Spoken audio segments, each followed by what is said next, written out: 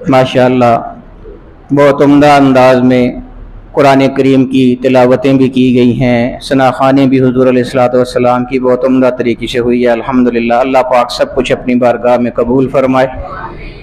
जिन्होंने पढ़ा है उनका पढ़ना अल्लाह अपनी बारगाह में कबूल फरमाए। जिन्होंने ज़ौक़ के साथ शौक़ के साथ सुना है अल्लाह पाक उनका सुनना अपनी बारगाह में कबूल फरमाए। मेरे बड़े पुराने लोग जानते हैं, जो नए लोग हैं उनके इल्म में शायद ना हो। ये अभी जो आए थे महफिल में हमारे पास, ये मेरे बड़े भाई जान हैं काजी हसन रज़ा साहिब।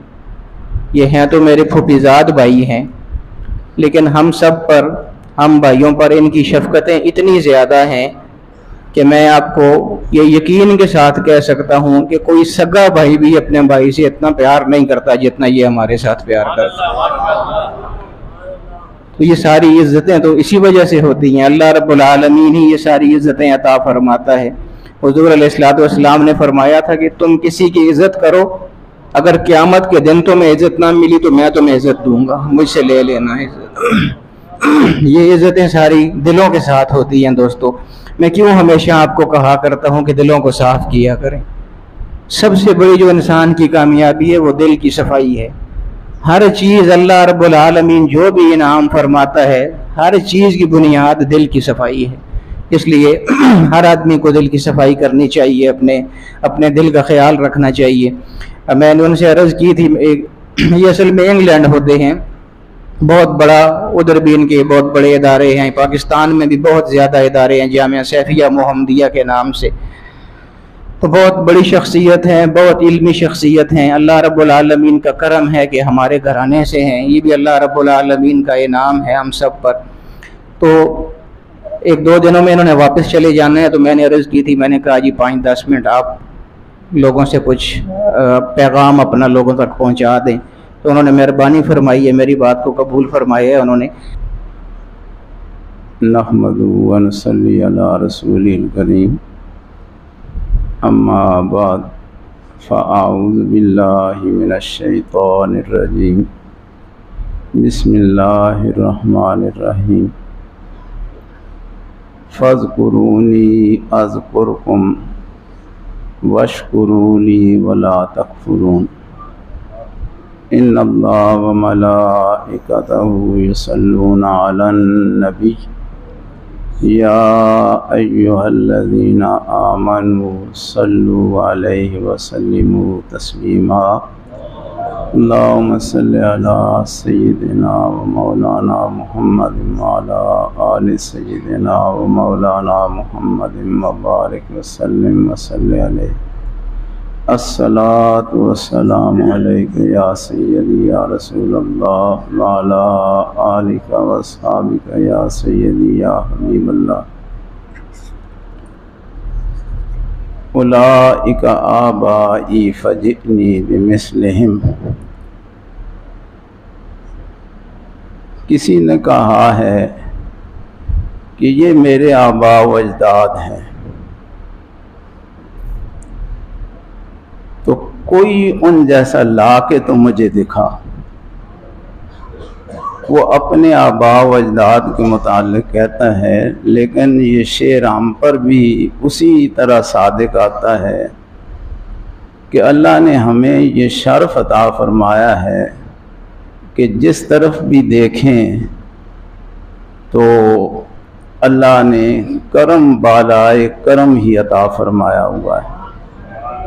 इसलिए मैंने कहा कि उलाइका आबाई फजिअनी बिमिस्लिहिम, कि ये हैं मेरे आबा व अजदाद, मेरे बुज़ुर्ग, तू कोई एक तो उन जैसा ला के दिखा। तो मैं मुश्किल समझता हूँ, और ये मेरी सारी उम्र गुज़र गई है कि मैं क़िबला मामू जान हूँ या वालिद गिरामी की ज़िंदगी में मैंने ग़ालिबन उनकी मौजूदगी में 2 बयान किए होंगे। एक दफ़ा क़िबला मामू जान बीमार हो गए थे, तो इन्होंने फरमाया कि जुमा तूने पढ़ाना है। तो मैंने कहा मेरी एक शर्त है कि जब तक मैं बयान कर रहा हूँगा आप फिर मस्जिद में तशरीफ़ नहीं लाएंगे। आपने फरमाया मैंने जुमा तो पढ़ना है। میں نے کہا جی جس وقت تقریر ختم ہو جائے تو پھر آپ تشریف لے آئیں۔ تو آپ گھر پر تشریف فرما رہے، اللہ آپ کو سلامت رکھے، اللہ آپ کی دعائیں ہمارے لیے قائم و دائم رکھے۔ جو آیت مبارکہ پڑھی ہے اصل میں یہ ایک گلے کا جواب ہے، ایک شکوے کا جواب ہے، اور گلہ وہیں پر ہوتا ہے جہاں پر محبت ہوتی ہے۔ تعلق نہ ہو تو پھر نہ شکوہ ہوتا ہے، نہ ہی گلہ ہوتا ہے، نہ شکایت ہوتی ہے۔ تو اللہ سبحانہ و تعالی ذکر کرنے والوں سے مخاطب ہے، لوگوں سے مخاطب ہے، اور انہیں توجہ دلا رہا ہے کہ فَاذْکُرُونِی، مجھے یاد کرو۔ اب کبھی کبھی ذکر میں آنے والا وہ یہ کہتا ہے، یہ گلہ کرتا ہے کہ مجھے کوئی محسوس نہیں ہوا، مجھے کوئی پتہ نہیں چلا، مجھے کوئی اس طرح لطف نہیں آیا، مجھے وہاں پر کوئی سکون محسوس نہیں ہوا۔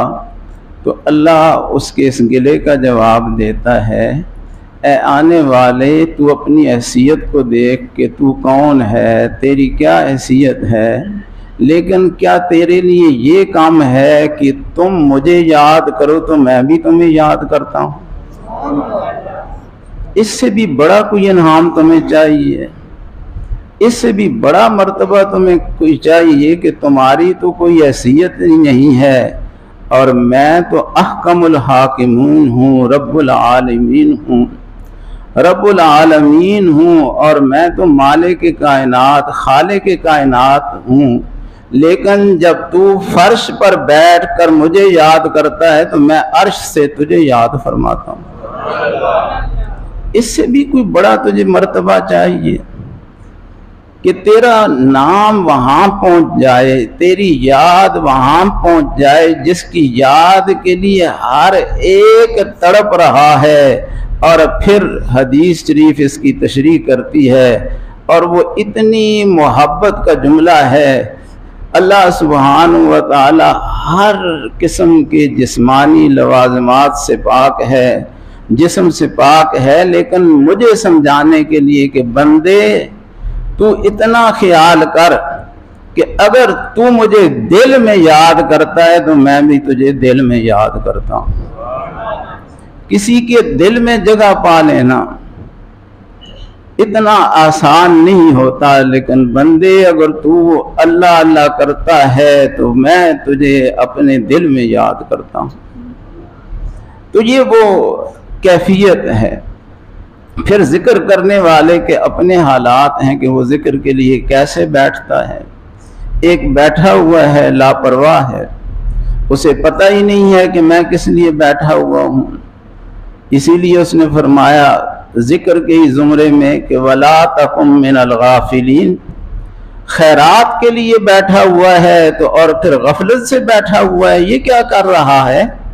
ذرا دامن پھیلایا ہے تو اس دامن کی حفاظت بھی کر کے تیرا رب اس میں کیا کیا ڈال رہا ہے، کیا کیا اس میں عطائیں آ رہی ہیں، کیا کیا اس میں انعامات آ رہے ہیں۔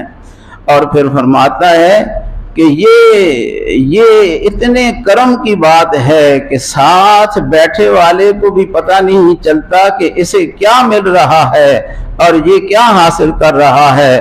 فرماتا ہے یہ تو میرے اور بندوں کے درمیان ہے، آخذین ما آتاہم ربہم، اللہ دے رہا ہوتا ہے، ان کا رب دے رہا ہوتا ہے اور وہ لے رہے ہوتے ہیں، وہ لے رہے ہوتے ہیں، کسی دوسرے کو پتہ بھی نہیں ہے۔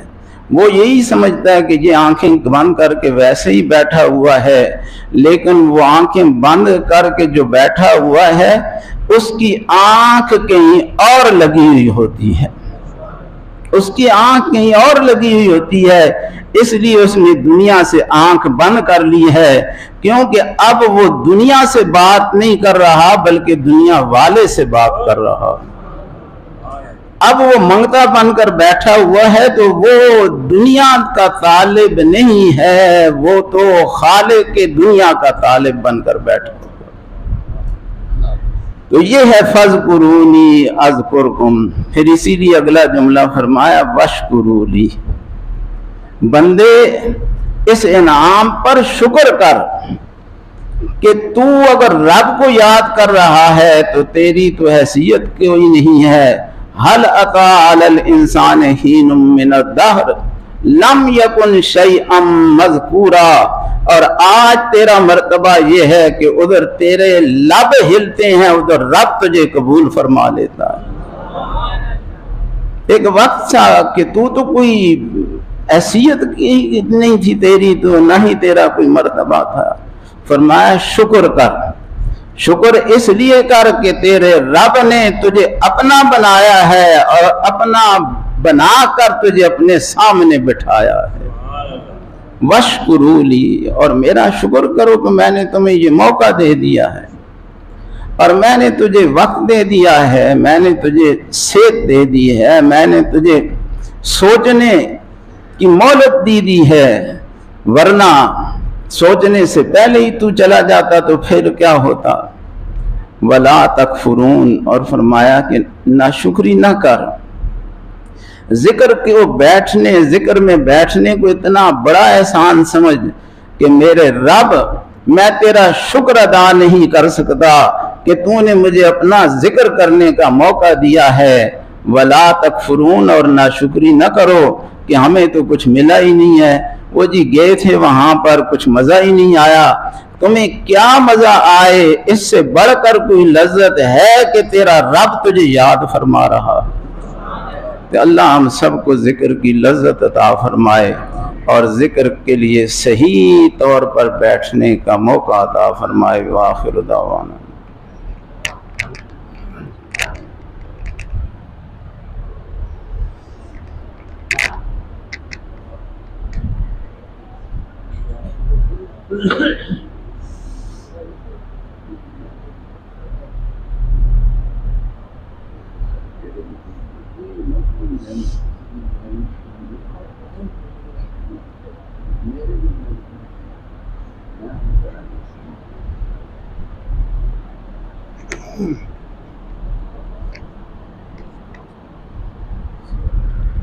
اپنا خالد ماموی آئے تھے نا والے، انہوں نے والدہ فوت ہوئی نا مسجد سائیاں لے کو ناستے بھی مغفرت واسطے بھی دعا۔ صحیح۔ حافظ صاحب نے بہت عمدہ گفتگو کی ہے۔ حافظ صاحب بڑے عالم ہیں، بڑے مفسر ہیں، فقیہ ہیں، سارے کوششوں میں کمالات پائے جاتے ہیں، تو انہوں نے بڑی عمدہ گفتگو کی ہے موقع کی مناسبت سے۔ اور یہ باقی جو لوگ ہیں یہ بھی بڑی محبت اور شوق کے ساتھ اس میں شامل ہیں، اور یہاں کچھ لوگ ہیں جن کی عائزہ اقارب وفات پا چکے ہیں، ان کی بھی مسائل درپیش ہیں، تو وہ ان کی بھی لیے دعا کر دیں۔ اللہ پاک سب کا درجہ بلند فرما دے، سب کو اپنی محبت عطا فرما دے، سب کو معرفت عطا فرما دے۔ اور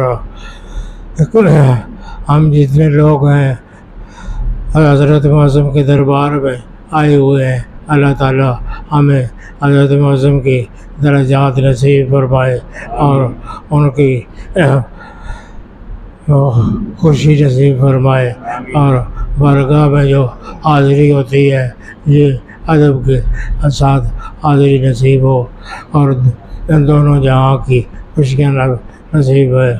اور باقی جتنے بھی حاضرین آئے محبت کے ساتھ، شوق کے ساتھ، اور حافظ صاحب جو ہیں یہ بھی واپس جانے کے لیے تیار ہیں، اللہ تعالیٰ ان کو بھی صحت دے اور صحت کے ساتھ رہنا اور بسنا اور جانا نصیب فرمائے۔